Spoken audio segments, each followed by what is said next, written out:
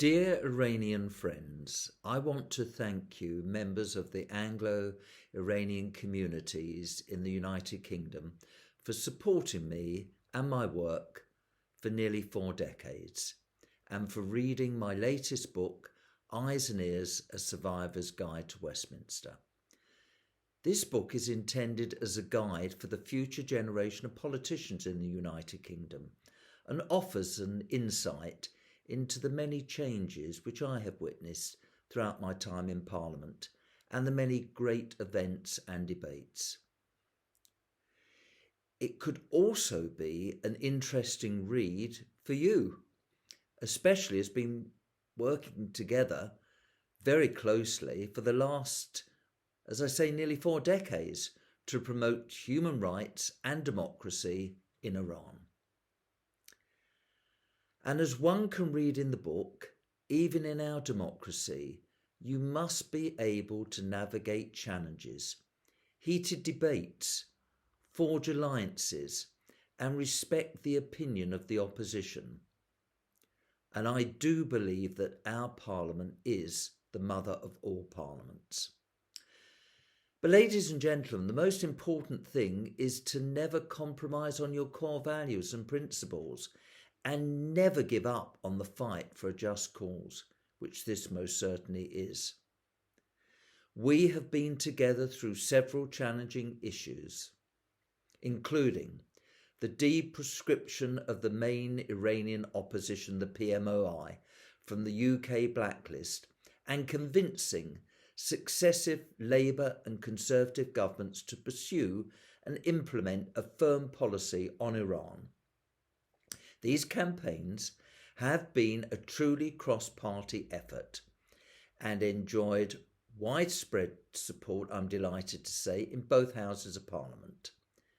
So today we are pressing ahead together to shed light on the alarming human rights situation in Iran and to urge the United Kingdom government and the rest of the world to hold regime leaders to account in order to end the pervasive culture of impunity in Iran.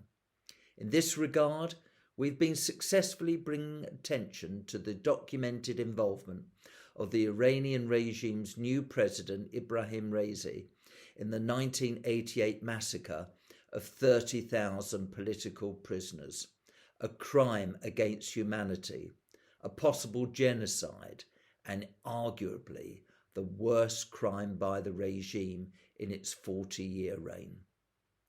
And we are making great progress in establishing a United Nations inquiry into these mass executions and Raisi's role as a first step to prosecuting him and other regime leaders in an international tribunal.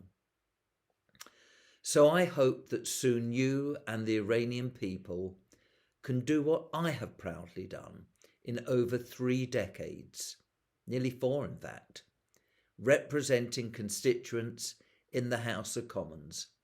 I hope that this book, Eyes and Ears, A Survivor's Guide to Westminster, will be a source of inspiration for young Iranians and the next generations in Iran to get involved in politics and prepare for the future after the mullahs are gone in Iran, taking up the task to rebuild the country and help the great nation of Iran to live up to its great potential. Ladies and gentlemen, thank you for all your support and best wishes. Thank you for joining us for this event, and I do hope that you will enjoy the interview by 2 of my parliamentary colleagues, which will now follow.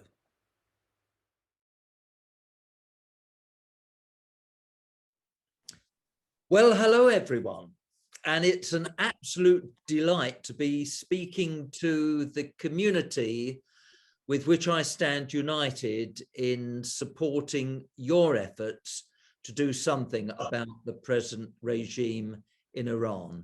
So thank you for attending this event today. I'm really grateful. And I don't know if you're aware, but I've written a book. I mean, some of my colleagues wouldn't have thought I was capable of it, but there we are. There's the book. It's called Eyes and Ears, A Survivor's Guide to Westminster. And I'm delighted to say to our audience that any profit goes to 3 charities, which my 2 colleagues are going to ask me about at the end. Now, I'm delighted to say that today I'm going to be interviewed by a member of the House of Lords and a member of the House of Commons. So, Mark, would you please introduce yourself and just tell our audience something about yourself? Yes, of course. So I'm Mark McInnes. I previously worked for the Conservative Party. I finished working for the Conservative Party on Friday, the 2nd of September, after 20 years in service as Director of the Scottish Conservative Party, and I'm going to be working for the Prime Minister as a Special Advisor on the Union and strengthening the United Kingdom. So it's a very exciting time for me. I have came through the party, first of all, as a volunteer. I was lucky enough to be a councillor for 14 years, as well as working for the party professionally. And of course, David, as you know, I had the great pleasure of training with our mutual friend, Andrew Lee, as a Conservative Party agent. So a very strong connection to David throughout my time in the party. Well, ladies and gentlemen, I don't know about you, but I feel that Mark is terribly important because I've just learned he's going to be working at the heart of government in number 10 Downing Street. Mark, will you be visiting Barnard Castle at all? Only for eye tests, and I will try and follow in the footsteps of many who've previously been in number 10. As the Prime Minister said the other month, I think there are 200 people in and out since he became Prime Minister. So I'll take each day at a time. No, on a serious note, Mark, many, many congratulations. And I think as far as the United Kingdom is concerned, I couldn't think of anyone better to help with the strategy there. Now, ladies and gentlemen, a colleague of mine, and although in life, none of us had that many friends, you know, you're lucky if you can count them on your hand, but I do regard David as a friend simply because I've learned today, not only do we have the same Christian name, but we're the same age. Now, you're probably looking at us thinking, God, David, but there's 2 Davids. You look a hell of a lot older than David Jones. Well, I'm 4 days older than he is. And I also have learnt that we're both EastEnders. But David, you've held very high office, and I would be grateful if you would introduce yourself with your constituency and all the things you've done in government and out of government, please. Well, thanks very much, David, and it's good to be here. I'm the Member of Parliament for Clwyd West in North Wales, and you're absolutely right. I was born in the East End of London, a few days apart from you. And so I have the great honor of being a Welsh Cockney, and there are not too many of those about. I was actually born within the sound of Bow Bells. But I've been the MP for this lovely constituency in North Wales since the 2005 general election. Since then, I've been lucky enough to have held office in the Wales office. I became Secretary of State. And I was also Minister of State in the Department for Exiting the European Union, which was a particularly exciting job. And like you, David, I share a great interest in Iran and a great concern for the people of Iran and what is happening at the moment, particularly with a new government, which, if anything, appears to be more hardline than the previous administration. So I'm glad that this broadcast will be going out to a lot of our friends in Iran who need all the support that they can get. Well, there you are, ladies and gentlemen. I mean, David is a distinguished parliamentarian who I've got the highest regard for. And I see, just like my mother, he was born, late mother, he was born in the sound of Bow Bells. But David, were you in the cabinet when the Queen came to join the meeting? Yes, I was, and in fact, if you could see it in this room, there's a picture of that cabinet, and I think that was the first time since her coronation. Yes. Well, David, I'm jealous. I mean, I'm not showing it, but I am jealous. Wow, that what an experience. So, Mark, I have written to number 10 Downing Street to say that next year it's a platinum Jubilee event. And I did suggest it to Boris's predecessor, but nothing happened.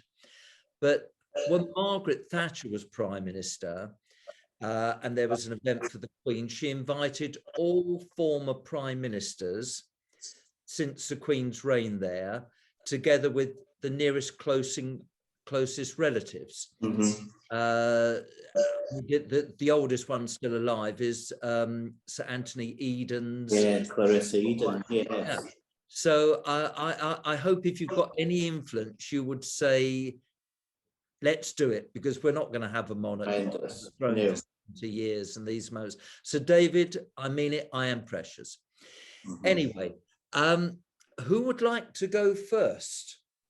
Well, could I make a start, David? Because you and I are both East End boys, and it might be suggested by some that it's rather odd that two East Enders should end up as Conservative MPs. Because, of course, the East End has always had a fairly strong Labour tradition. So I was just wondering what prompted you to seek election to the Conservative Party in the first place?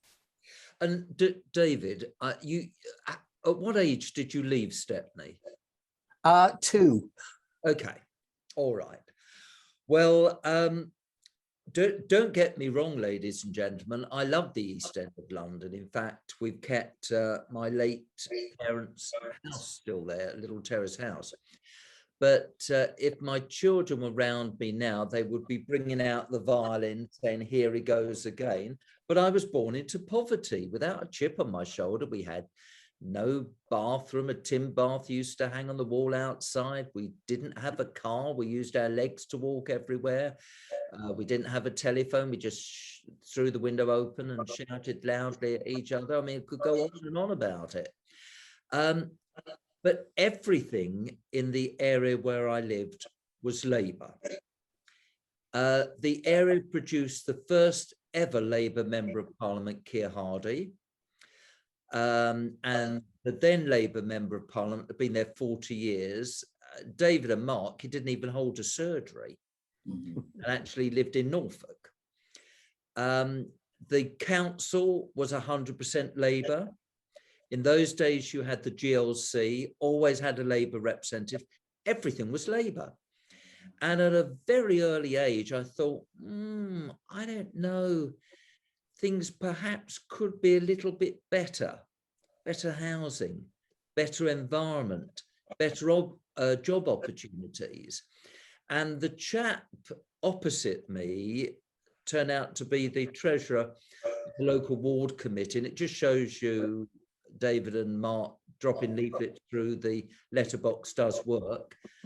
Although I was very young, read the leaflet, and that's how it all started. And it was, David, to answer the question directly, although I couldn't sort of articulate what being a Conservative was, what it was being a Labour member, I was sick to death eventually of Labour describing how awful everything was, but not actually producing the means to do something about it. Yeah. So that really is why I came a Conservative supporter, David. And isn't it ironic that now, of course, we've got Labour areas in the Midlands and up north all voting Conservative? So well, that's absolutely right. And in fact, the part of the world that I moved back to at the age of 2, North Wales, again, had got that long Labour tradition. Yet at the last general election, out of the 9 seats in North Wales, 7 of them turned Conservative. So I think that the lesson from that is that you never assume that the status quo is going to continue indefinitely, whether for good or for bad. You should always be aware that things can change and do change. Yeah, who did you beat in 2005 then? I beat a chap called Gareth Thomas. who was elected as part of the Labour landslide in 1997. Goodness. And your results in the general election in Wales were absolutely marvellous. It was a very good result for North Wales. Yeah, well done. Now, Mark, it's over to you. Yeah, and I think just following up from that point, in many ways, David, that you were at the forefront of the first breaking through of the Labour Red Wall when we gained seats like Basildon in 1983. Can you tell us a bit about how you won that seat, what your expectations were, and if you noticed the difference of historic Labour voters from London who were now in Essex changing their vote to the Conservatives, and why? Mark, of course I can tell you, but I'm a typical politician. I love talking about myself. We'll be here for hours, days, weeks. No, look, on a serious note, the only thing that I'll possibly be remembered for when my obituary appears is for my 30 seconds of fame in 1992. But it was really in 1983, winning the 144th Labour seat that could be won by the Conservatives without even a pubescent local reporter there who couldn't spell. There was no coverage at all. That was when the miracle started. But of course, it was my third election in Basildon that it all became national and international. Yeah. And it was because the then Labour Council hated me so much, they employed 100 Barclays bank tellers, said to the national media, which at that time was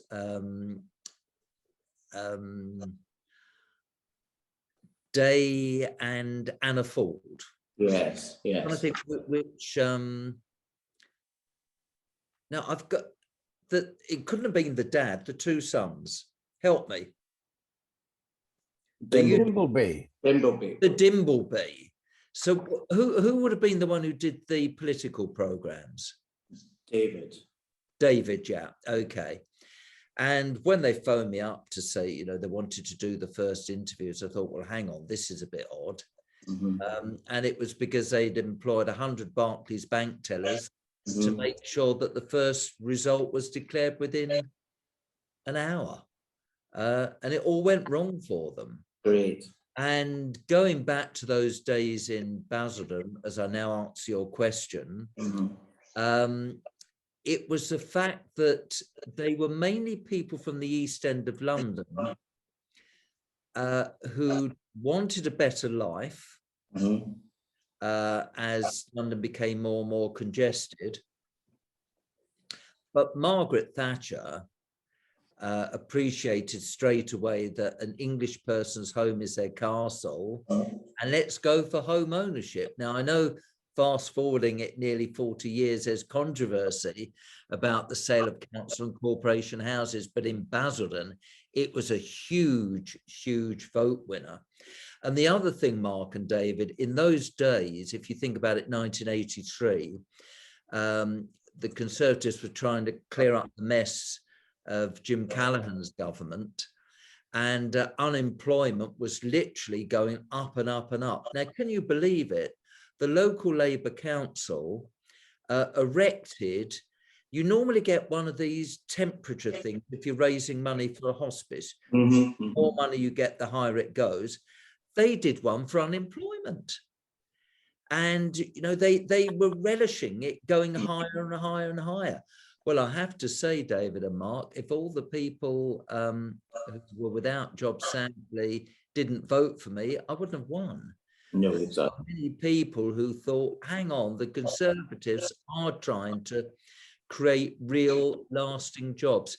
And that was another strong point as well, David. So they got it completely wrong, really. Oh, and also they put a posh Labour chap up against me.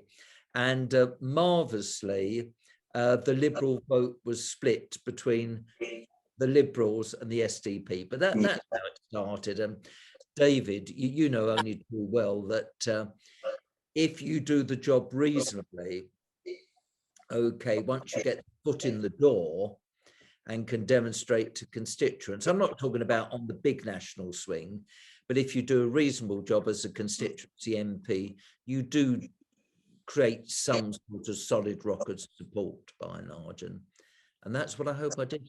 That's how it all started, Mark. Over to you, David. Well, yes, and of course you've been there. I think you must be one of the longest serving members of Parliament. You must be what, about 7th or 8th? 7th. 7th. So, I mean, the changes that you've seen over those years must be pretty dramatic, I'd have thought. How has Parliament changed since you arrived, would you say? Look, David, we've got a huge influx of new colleagues. I'm thinking of Mark as a relatively new member of the House of Lords. So I've got lots of friends in the House of Lords, as you know, Mark, who were, of course, members of Parliament. And the House of Lords has changed tremendously. But my goodness, the House of Commons has changed. But of course, David, most of our colleagues only know how it is now.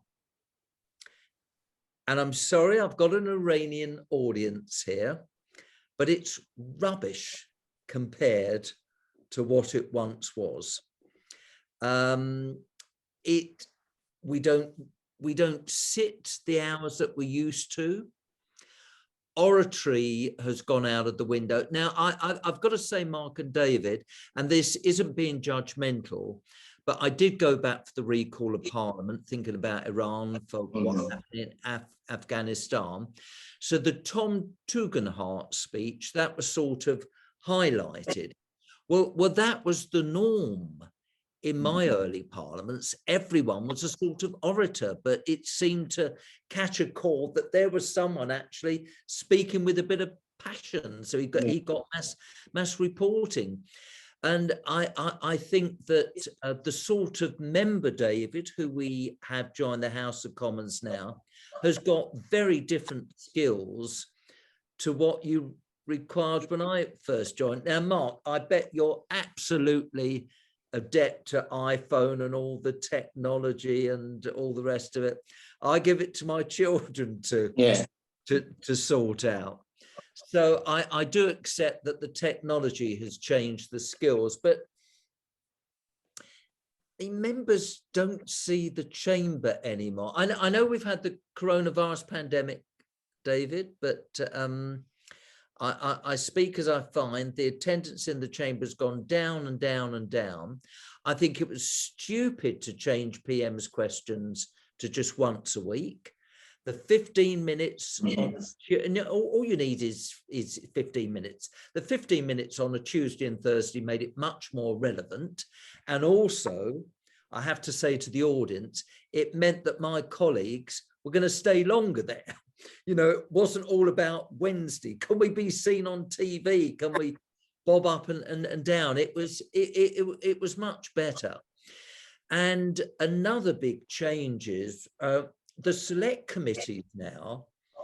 I've done my time on the select committee. I'm not volunteering to go back on one again. But the select committees seem to have more attention really often than the main chamber itself.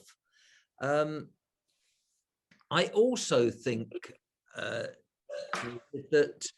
the role of an MP has changed completely.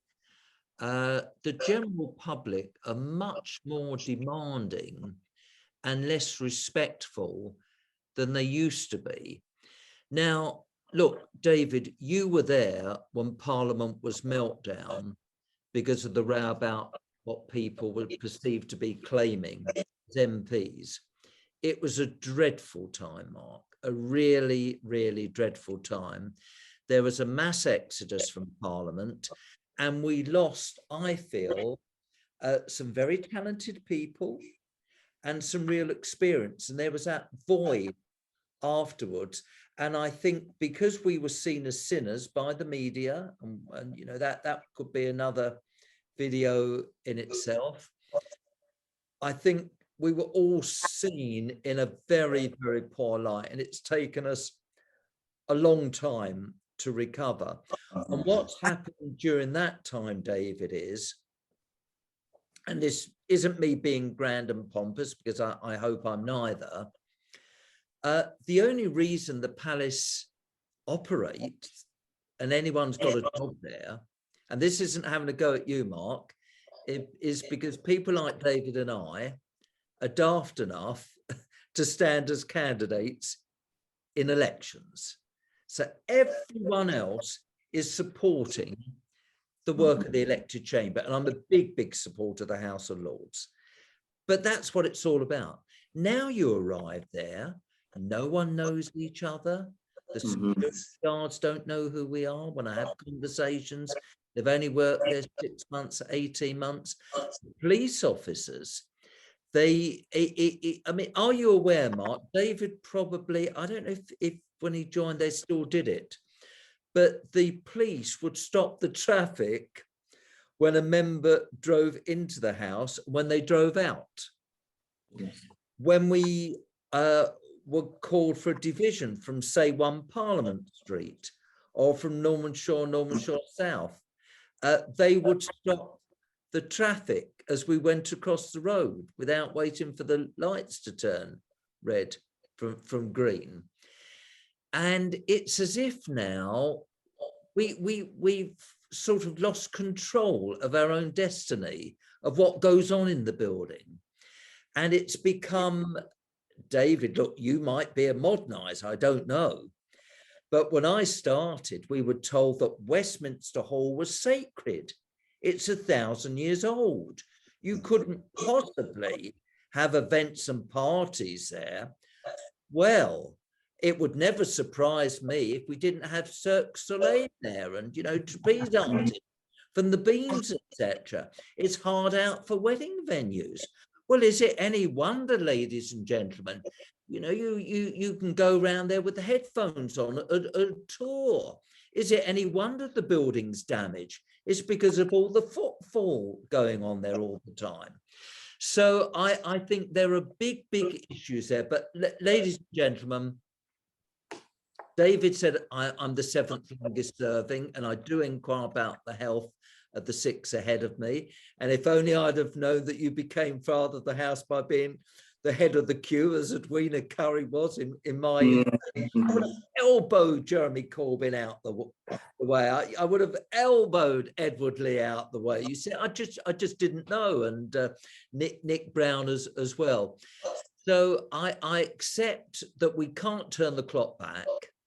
The place is as it is today, and I just content myself with these memories. But I don't think, David, it's changed for the better. That's my own view. Could I ask, sorry, do you think, David, that feeling about Parliament and that cynicism that exists in the UK, and a lot of that came from the expenses issue, do you find it refreshing, therefore, when you do help and support groups from other parts of the world, and our Iranian friends are a good example, that they still do look to Westminster as a beacon of democracy in the world, and something that they pride themselves and take huge pleasure in being able to come and meet you and others in Parliament? That is such a good point, because I got corrected by one of our colleagues when I called us the mother of parliaments. But, you know, I think our Parliament is the best in the world. I love the traditions. I think we go out of our way to be dear to what democracy is all about. I mean, we obviously haven't had, unfortunately, the opportunity to hold the executive to account in the way we would have wished because of the pandemic, but no doubt that would change. But I think to see members of Parliament, never mind members of the House of Lords, as parish councillors or little councillors, and you can't get involved in world affairs, is crazy. So a very, very long time ago, a former colleague explained to me about Iran, explained to me about the NCRI, and he got me involved.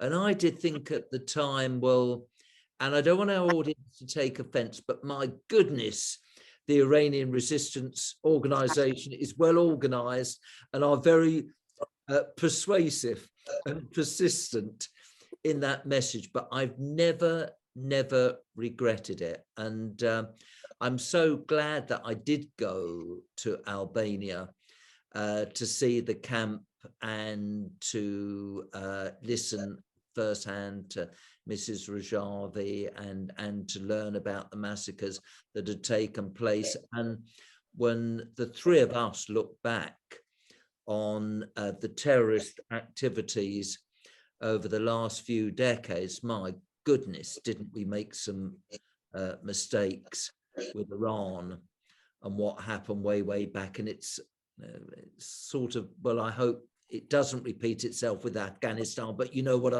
I'm saying, a 20-year effort, and you'd think, yeah, it's all very well going in somewhere, but you've got to have an exit strategy, and you really need to see it as a long-term prospect. But yeah, Mark, I think for we as parliamentarians to supporting the Iranian resistance movement, it's one of the proudest things I've ever done. And of course, to my horror, we found out, did we not, that they tried to blow us up. And we were completely in the dark about that. So the fact that they thought we were all worth blowing up must mean that the strategy of our dear friends is working. And of course, not only that, David, but the attack on the gathering in Paris 3 years ago was actually masterminded by a serving diplomat, a serving Iranian diplomat, who quite clearly, therefore, must have been acting with the blessing of Tehran. And I think that it's interesting that that case has probably thrown into focus the influence of Iran, not only in the region, but in the wider world, which I take the view is pretty malign. And over the last few weeks, we've seen the attacks on the ships in the Gulf of Hormuz, and we've seen the election of someone who is by any standard a hardliner as president of Iran. So do you share my view that the world now more than ever needs to be aware of the international threat that Iran poses? Oh, David, I totally agree with you. And as I bore people silly, when I think about what happened with Iraq, I will regret to my dying day that I'd gone to the chamber. I was going to vote against it because I wasn't convinced by Tony Blair. But once he said about the weapons of mass destruction, well, of course, we got completely the wrong target, for goodness sake, when you think of it all. But David, what really worries me, and this, by the way, Mark, I'm not talking about our Prime Minister, but I can't think of a time when world leadership has been so wanting. And I'm very worried about the situation in Iraq. You know, Donald Trump's approach to things, it wouldn't have been my style, it wouldn't have been the language that I'd have used, but blaming it on him, what's happening now, is desperately worrying.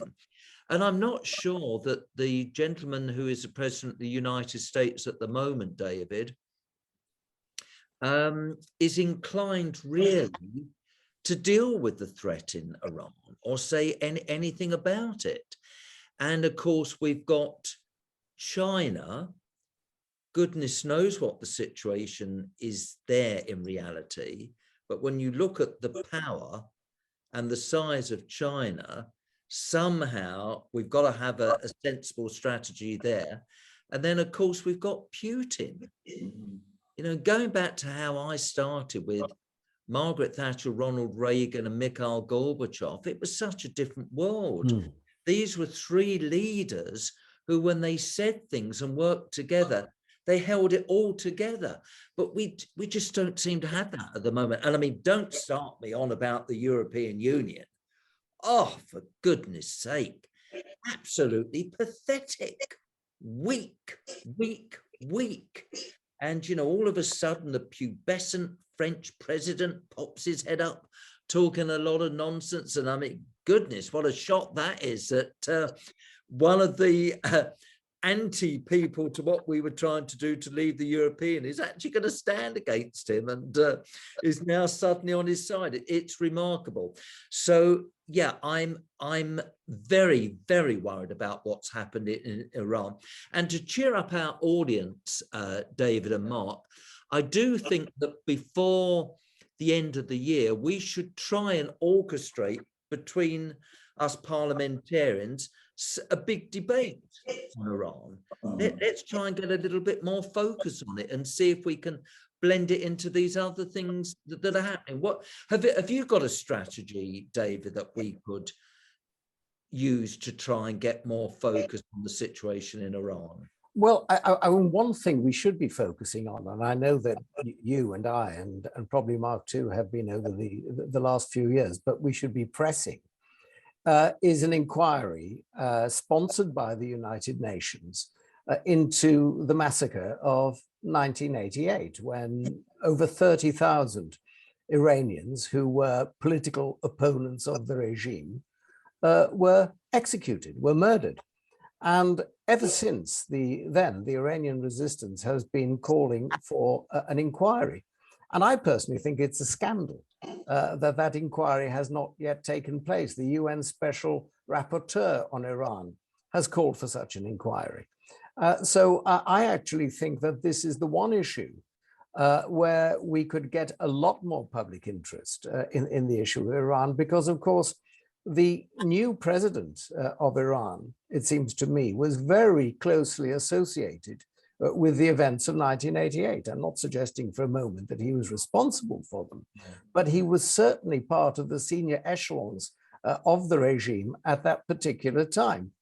And I think we need to focus attention on the sort of people who are governing Iran at the moment, not least the fact that two of his recent cabinet appointees are currently sought by Interpol for their actions in connection with that massacre. So I think that is the one issue that really could focus attention on not only what is happening in Iran at the moment, but what people in the Iranian regime have been responsible for in the past. Well, David, should you and I put in for a debate?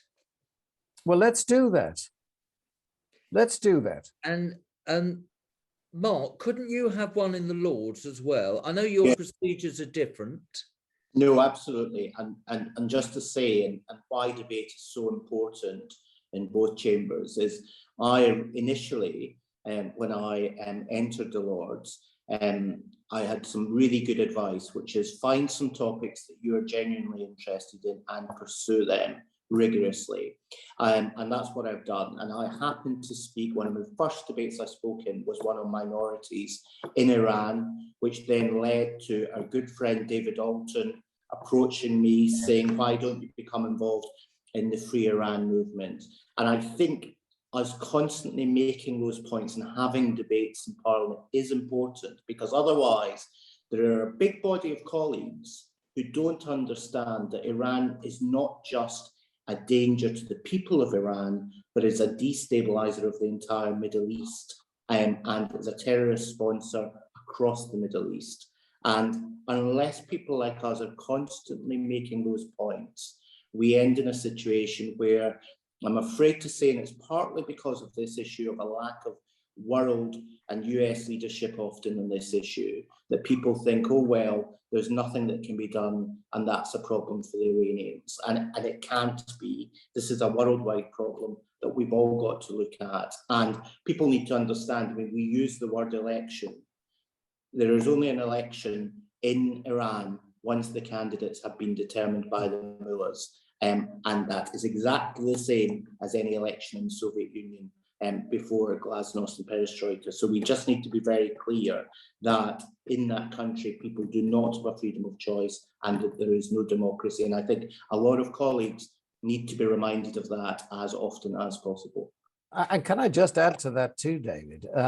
The point that Mark was making there about being a destabilizing influence in the region. I think a lot of people don't understand the extent to which Iran is involved in Syria at the moment, Yes. the extent to which it is a sponsor of terrorism in places like the Lebanon, and again that it is sponsoring the Houthis in Yemen. It is a very, very disruptive, malign influence in the Middle East. And as I say, we've now seen, as a consequence of the Paris terror attack, it is spreading its interest right across into Europe and the wider world. There have been Iranian-sponsored attacks in South America even. So we have to be very, very much aware of what the Iranian regime is doing. And I think that the suggestion of a debate is an extremely good one. And I've no doubt that we've got some colleagues who would be happy to support that suggestion. So, ladies and gentlemen, you've both heard from David and Mark how determined they are that the present Iranian leaders shouldn't get away with what happened in 1988. And I think the three of us are committed to have a debate. And perhaps, gentlemen, if we look for some time in October, because we're only back for 2 weeks in September, but if we can have a debate in October. And Mark, I don't really know that many of the latest crop peers, but it would be great if we could get some of the new ones involved. Yeah. David, you and I have got a job to do with this huge number of new, well, I say new Conservative colleagues. They were elected in December 2019, but I don't think they wouldn't know a lot about this issue at all. No. I don't think they would. And of course, the problem is that fairly shortly after they were elected, COVID arrived, and very few of them have actually been at Westminster. Yeah. So you and I know very few of them, and I'm sure that probably a lot of them don't know one another either. So I think that there is a job we have to do.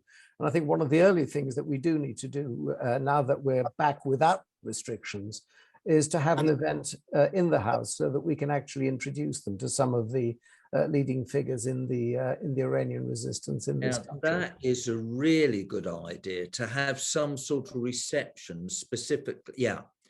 And now the place is opening up again. We could easily do that. So, ladies and gentlemen, we'll organise an event. What's the festival called when they produce the goldfish? Oh, that's the Persian New Year, Yes. which is always a very, very, the Nowruz, which is always a very well attended event. Yeah. So anyway, we can think up something or other and try and do it sooner rather than later. Now, Mark, anything else troubling you? There's always a lot troubling me, David, but for the purpose, other than my concern for the people of Iran, and obviously having gone through a horrendous period with COVID as well, I mean, we need to remember how lucky we have been getting through this and being vaccinated and everything. I wonder, for our audience, if you could just tell us a little bit more about some, perhaps, of the characters that you've worked with over the years. I know that you worked very closely, for example, with Michael Portillo, who's gone on to be a celebrity entertainer, traversing Europe with his Bradshaw's Railway Guide under his arm. Do you, I'm quite sure you do, have some stories of government and experience of ministerial office that might amuse the audience? Well, you mentioned Michael Portillo. He is without doubt one of the most outstanding parliamentarians who I've served and worked alongside. But in a way, and I don't think Michael would mind me saying this, his career was tragic in a way, because he was the great hope after Margaret Thatcher. And I was there when the bid was made for him to become leader. All the rumours. In fact, John Whittingdale was involved as well, I remember at the time. And of course, it all went pear-shaped, because having built him up to this wonderful figure who would be carrying on Margaret's policies, they build you up and they knock you down. And it was seen to be as if he was too pushy, undermining the present Prime Minister, etc., etc. But when, David, when your civil servants admire their boss, genuinely admire their boss, that says it all. And I think one of the hardest briefs in government is anything to do with social security. If you can understand the different benefits and how they're calculated, good luck on that one. Well, Michael did. He was great in local government as well. Obviously, it was on the back of the row about the community charge and all that. But in transport, he and I walked down underneath the channel as this huge drill was boring its way to meet to the other side. And I think if I just tell the audience, how good is this? I was on a committee that I was serving on, and I was due to open in my constituency. I think it was a new B&Q outlet or something like that. I couldn't make it, and Michael Putillo deputised for me. So rather than little old me, they got a far better slot. But you see, it's not many people who could say they've slept with Anne Widdecombe. No, true. Well, we often slept in the same room queuing for a 10-minute rule bill. Of course. Because in those days, what you had to do, you had to go to where the room is, where you lodge the 10-minute. You must have done all this, David. Well, I can't remember the name of the room though, so I can't help you on that one. Well, it's on the room where the clerks are who deal with the bills. The public bill office. Yeah. And there was a little room opposite, and you had to be outside the door, the first one at 10 o'clock in the morning. So Anne and I would sleep in the room, take it in turns, together with Ken Hargreaves, in fact, David Alton. So we'd have a little rota, sleeping in the room together to be the first to queue there. And another thing, you used to sleep outside Churchill Archway just before the entrance to the House of Commons to get your ticket as an MP for Budget Day. Yeah. And I could see Dame Elaine Kellett-Bowman be with there in her sleeping bag with Anthony Beaumont Dark sleeping together and all of that. And I know that the modern MP would say, oh, this is stupid and pathetic. But David, you really felt so good if you'd secured the 10-minute roll bill, just the chance, never mind getting it through Parliament, all sorts of little things like that. But you asked me about the characters, Mark.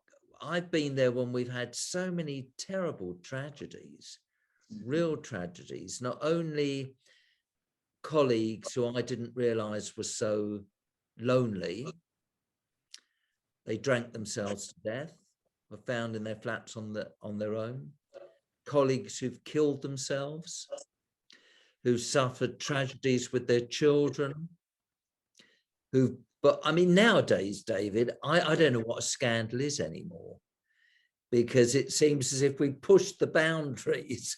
You know, what was a scandal when I first started? It doesn't seem such a scandal now. And it's been the agony and the ecstasies of so many colleagues. But the characters that I've met, Mark, without any question, Enoch Powell was an absolutely towering figure. When Enoch's name came up on the Annunciator, because remember, we didn't have the TVs, David, showing us what was going on in the room. You had to get off your backside and go to the chamber. When Enoch's name came up, people rushed into the chamber. And it wasn't anything to do with race. I mean, how many people realised he didn't have an office? It was his eccentricity. His office was the Library of the House of Commons. And you'd see him sitting there with books piled up, and he was a wonderful constituency MP, really, really wonderful.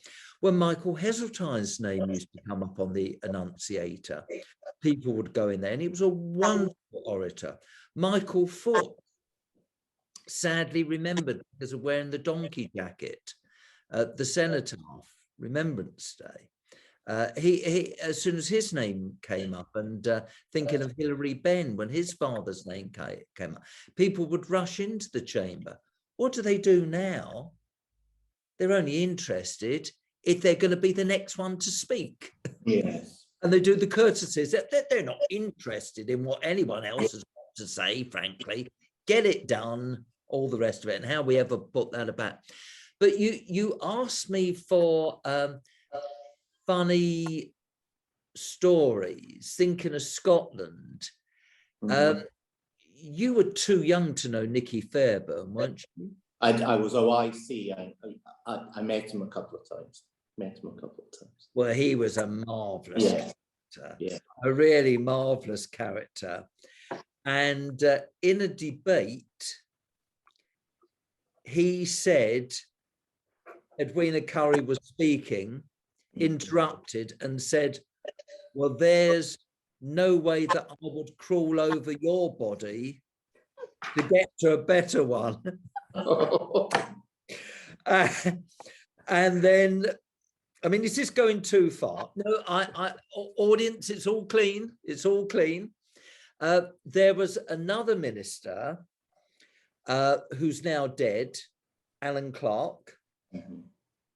I recall debating with Claire Short, and I was rather friendly with Claire Short. Well, I think Alan might have had a little bit too much to drink. I could be wrong there. And it was a debate, from what I can remember. Claire felt very strongly about page 3 in the Sun newspaper. And now I've decided I'm not going to tell our audience exactly what he said, but it was ruled out of order. And then the final mildly funny story is, and this goes back to Michael Portillo, he had the adjournment debate. I mean, in those days, that a former prime minister would have an adjournment debate, as Gordon Brown's had and Theresa May had, none of that happened. Yeah. But anyway, Michael Portillo was the minister responding to the adjournment debate. And as his PPS, and in those days, being a PPS was a little bit different to what it is now, I'm sitting behind him. This was probably about 2 o'clock in the morning.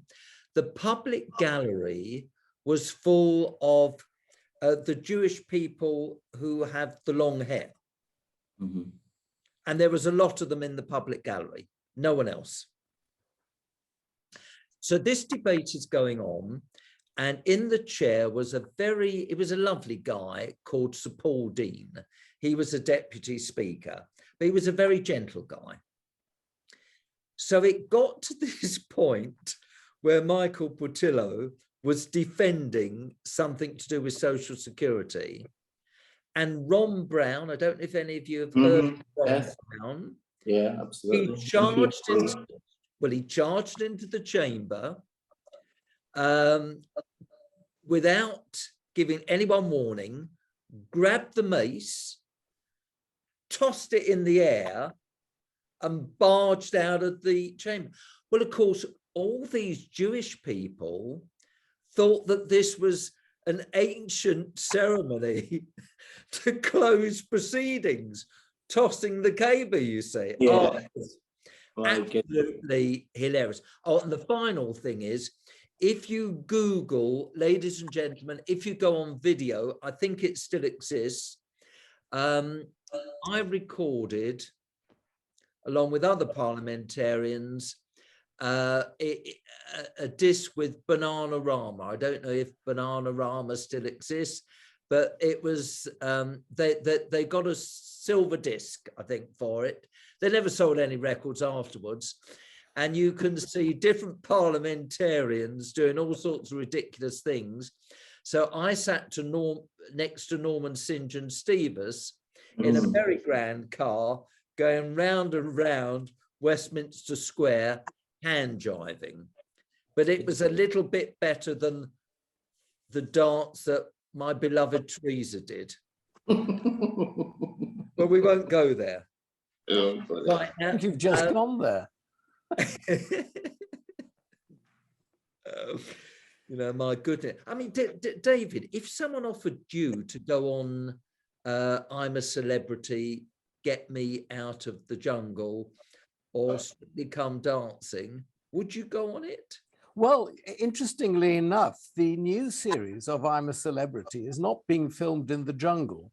It's being filmed in a North Wales castle, which is about 8 miles away from where I'm sitting now. And in fact, I was invited last year because they shot it there last year as well because of COVID. I was invited to go there and have a look at it, but I couldn't do it because I got another engagement. But I'm certainly going to have a go. I'm certainly going to have a look at it this time because it looks fascinating. But of course, some of our colleagues have been on I'm a Celebrity. And sadly, some of them have actually been let out of there. So it's, you know, it's quite worrying. I mean, you talk about characters. Do you remember Eric Forth? Oh, yeah. Who I thought was a wonderful character, a Scottish member of Parliament for an English constituency.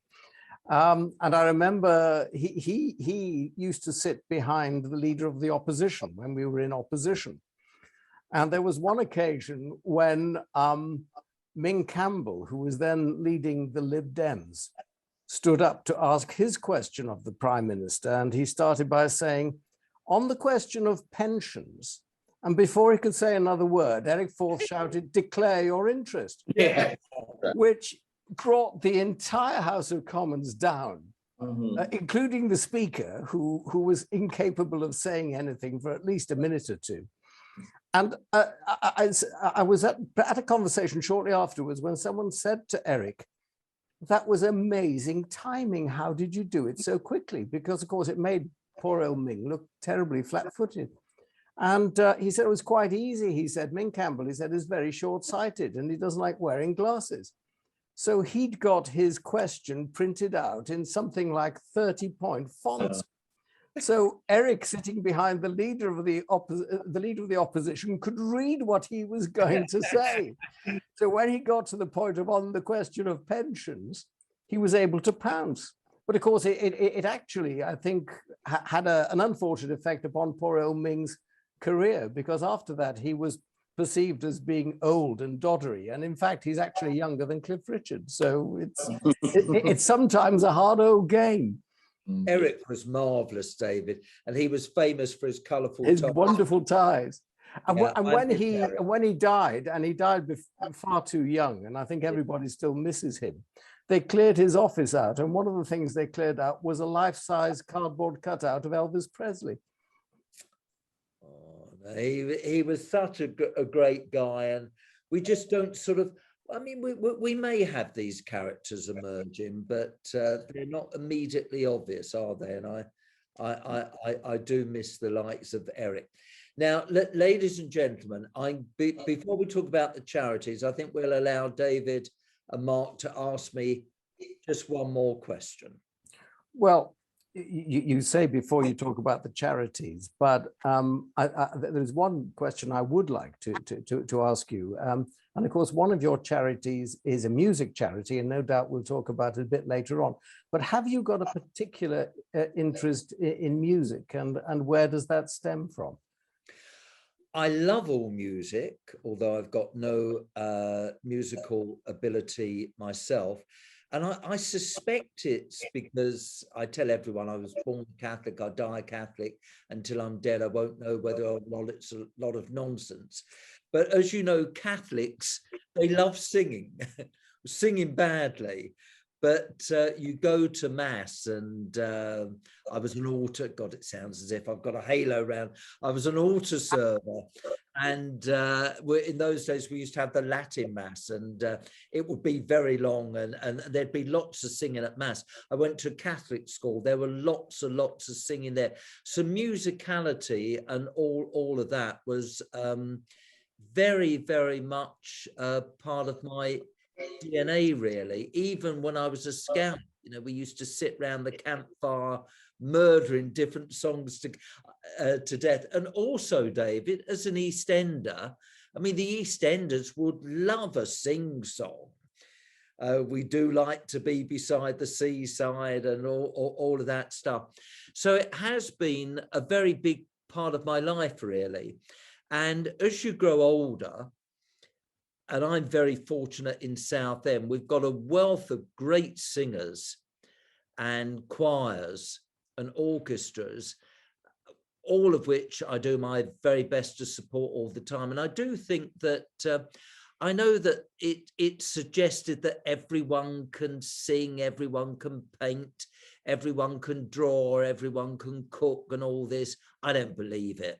I think there are a number of God-given talents. And I think to have a wonderful voice and to inspire people, my goodness, I wish I could sing like Pavarotti did or Bocelli, and to move people and to play an instrument, as we see, I don't know, the violin at the last day of the proms, or to be able to play a grand piano. So I just love music, and I think that it's uplifting, really, and a sort of form of relaxation. But I don't understand modern music now. Hip hop, garage, all of that. I don't think people can really sing as much as they did. And I was brought up in the era of the Beatles. And once you've had the Beatles, the greatest pop group ever, I was always more the Beatles than the Rolling Stones. It's a great shame that the drummer, Charlie Watts. Yeah, has just done. Great shame. Yeah, I wonder if many people realise that Charlie Watts always was dressed smartly and was quite conservative with a small c. I mean, my predecessor, Paul Channon, who always holidayed in Mustique, of course, he used to spend the time with Mick Jagger. And, and also, name dropping, ladies and gentlemen, I did have lunch with Paul McCartney once at the, I think it was Dining Room B in the House of Commons. And it was to support, I'm not a vegetarian. You know, if it walks past me, I'm likely to eat it. But he, following the views of his late wife, Linda McCartney, was a great vegetarian. And yeah, probably though my favourite Beatle is deceased now. That was George Harrison. George Harrison. Yeah, I sort of liked him. Although I liked Ringo, Yellow Submarine as well. Look, I'm reminiscing. I love music and singing, and at the moment I'm doing whatever I can to make sure that we get a memorial to Vera Lynn on top of the White Cliffs of Dover, because she was from the East End of London, and you can hear every single word she says, her diction, and crikey, she's just sing for one decade, 70 decades. So yeah, I love music and singing. Oh, and ladies and gentlemen, through doing these podcasts or videos, when parliamentarians have been interviewing me, I found a number of them who are very talented, can sing and plays instruments. So I'm going to have a meeting with our wonderful speaker, Lindsay, and perhaps we might be able to have some sort of variety performance. Because, David, in your time as an MP, do you recall the Palace of Variety events used to raise money for Macmillan? No, sadly not. I think that must have been before I arrived there. You missed them all. Oh, they were wonderful, and it was amazing. Jill Knight, who's still alive today, coming up to 97, she had an operatic voice. Margaret Beckett, who's still a member of the House of Commons, she used to sing. And anyway, we've got a whole crowd of new talented people. So I'm going to tell the speaker about it, and perhaps they can raise some money for charity. Well, that's excellent. I mean, my big regret is that I can't sing a note. I've got a complete missing ear. And people always assume that because I'm Welsh, I can sing, and of course I can't. I'm completely hopeless. Oh, and David, I doubt if we've got many Welsh people with us looking in, but can I make an apology to the Welsh people? Because one of my daughters got married a week ago, and her now husband had his stag weekend in Wales. I'm sure we'll recover. I doubt it, but this was near the castle. They went to Cardiff. So that wasn't your area, thank you. Now, Mark, one last question before we get on to Joe. I wondered if you'd want to share with the audience, you mentioned your daughter's wedding. I understand there was a special guest at the wedding who enjoyed opportunities for people to have their photograph taken. You're well informed. Well, we did have, my secretary gave me a cardboard cutout of Margaret Thatcher, which is in my room in 1 Parliament Street. And it's a wonderful cardboard cutout because the eyes sort of follow you around. And she's dressed exactly as she was once when I was with her. But in real life, we did have Miss Widdicombe, because she is godmother to this particular daughter who got married. And I said to everyone, she can't dance, she can't sing, but my goodness, she can make people laugh. She's a feisty parliamentarian. And it's a great shame, Mark, she's not there with you in the House of Lords. I know. But anyway, ladies and gentlemen, I think David and Mark have been fabulous, not only in interviewing me, but in expressing their solidarity with each and every one of you. We really do share your suffering as to what's happening to all those friends and relatives back in Iran. Now, as you know, ladies and gentlemen, this book, Eyes and Ears, A Survivor's Guide to Westminster, and there's a bit at the end about the horrendous 2 years, David, when we tried to get Brexit done. And there's also a bit about coronavirus, but the money does go to 3 charities. So, David, you mentioned the disability one. Well, yes, that's the Music Man Project. And I think that is a very special charity because, of course, it combines disability with music. And, of course, it harnesses the power of music to make the lives better of people who have got an awful lot of difficulties they have to face. And perhaps you could tell us a bit about that. Well, when I first became an MP, people with learning difficulties, my goodness, I was taken to South Ockenden, and I was shocked to be taken to a ward when these people were in straitjackets. Fast forwarding it now, a wonderful chap called David Stanley, who was a deputy head of a secondary school, together with his lovely wife, felt very, very strongly that these people, yes, they've got tremendous difficulties in living their lives, but within each and every one of them, there was a special talent. And he found it with music. And through the power of music, it's just incredible what they've been able to achieve. And he's not only set up these Music Man schools throughout the UK, but he's gone abroad now. And I'm delighted to tell our audience that this chap, David Stanley, has now been made, he doesn't get paid for it, but a special advisor to the government on people with learning difficulties. So how good is it, David? They put on a performance at the London Palladium. They put on a performance at the Royal Albert Hall. And when the pandemic hopefully is contained, we're going to go over to Broadway.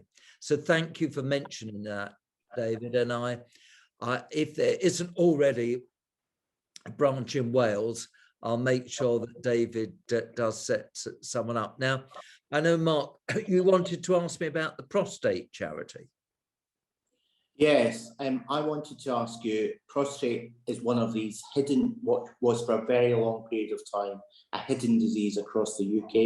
It was something that many men were afraid and didn't talk about, and therefore led to a very high mortality rate. So I'd be interested to know how you became involved in campaigning and being a voice for prostate charities across the UK. Well, we chaps aren't quite as good as looking out for our health as ladies are. But a constituent was diagnosed with prostate cancer, but through gene therapy, he's totally recovered. And he set up this organization, Prostate, it's a eight, and we had a launch at the House of Commons. The speaker came along, and it's now a wonderful charity. So we, at the House of Commons, the House of Lords, I've met so many colleagues who I would regard as hypochondriacs. So as soon as you have these events to be tested for something, they're queuing up, absolutely queuing up. Well, we had a test where you do this little pinprick to see what your PSA level is. And I can recall a number of colleagues thinking, oh, crikey, that's a bad level.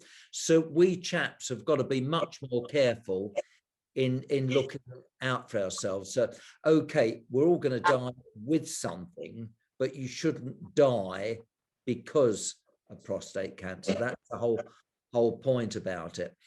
And then, David, have you got daughters? No, I've got 2 sons.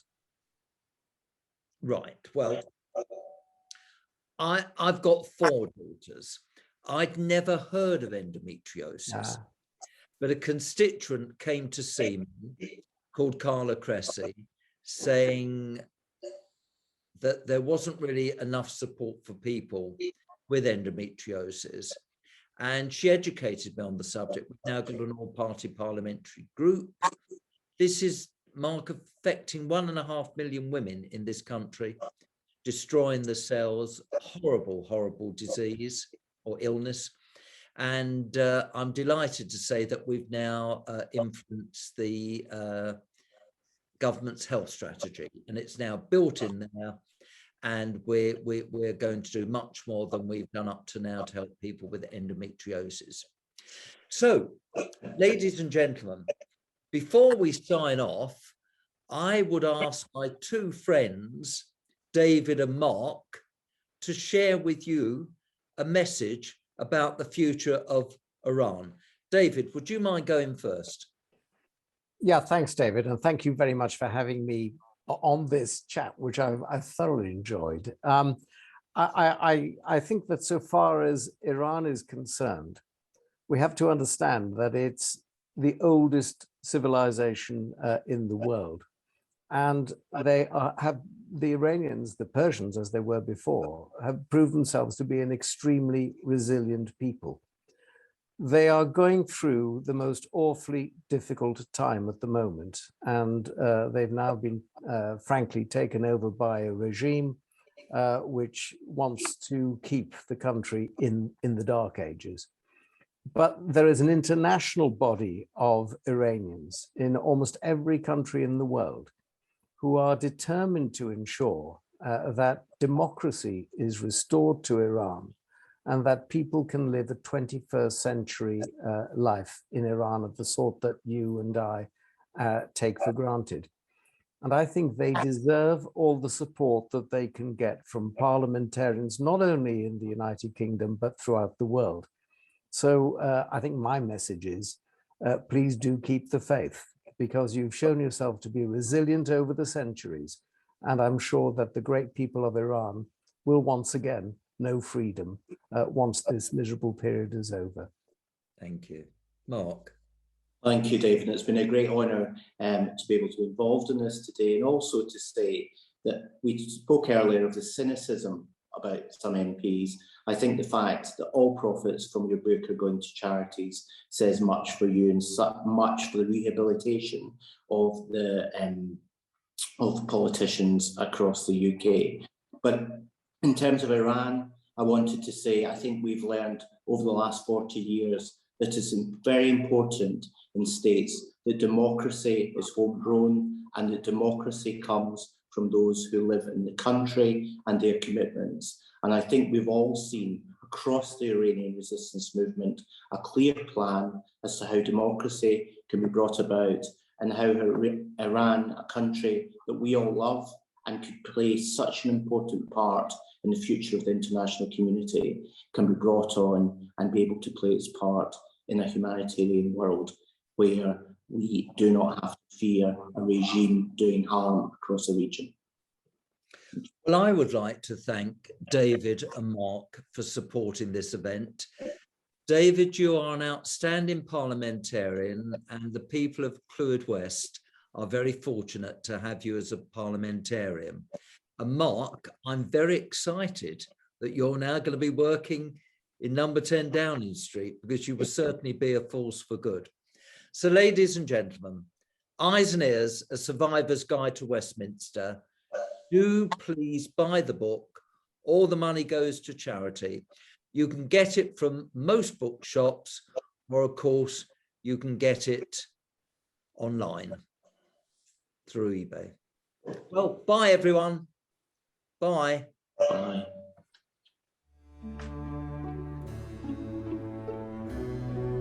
This is my journey so far. Where I was born, where I became a councillor, when I was first elected to Parliament, and where I am now the Member of Parliament for. Enjoy my journey.